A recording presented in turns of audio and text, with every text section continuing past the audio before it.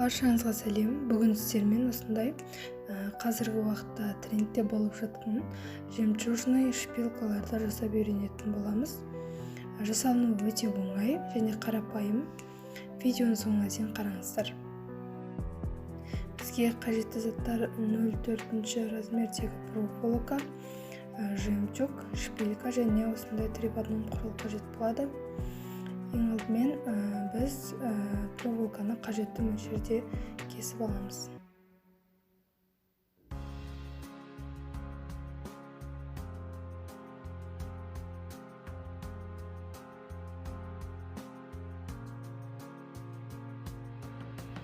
Енді проволокаға жемчугты өткіземіз. Дәл ортасына жемчугты орналастырып, осылай орналастырып алдық. Енді осылай бұрайтын боламыз дәл ортасына.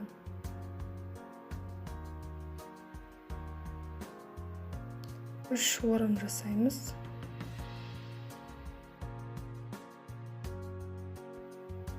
Енді осы шеткі екі бөлігіні шпилькаға орап шығатын боламыз.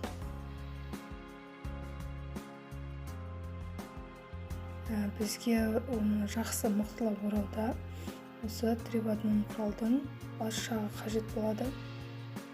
Тартып орайтын боламыз.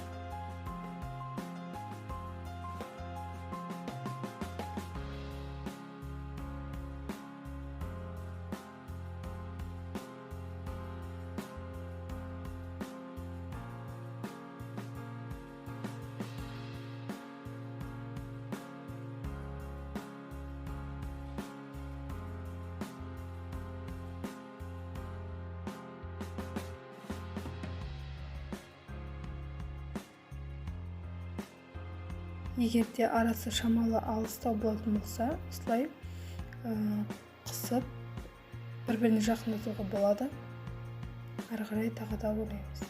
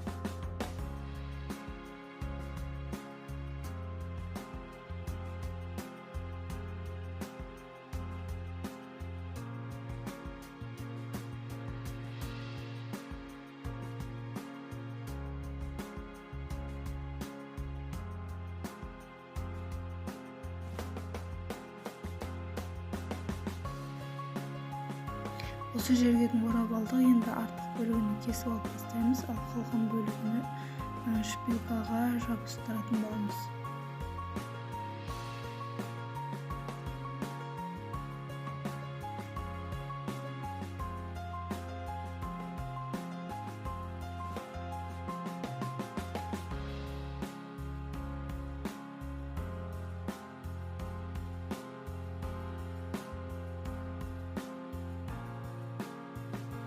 жасалыну өте оңай және өте тез жасалынады, және сіздерге жасауға кеңес беремін.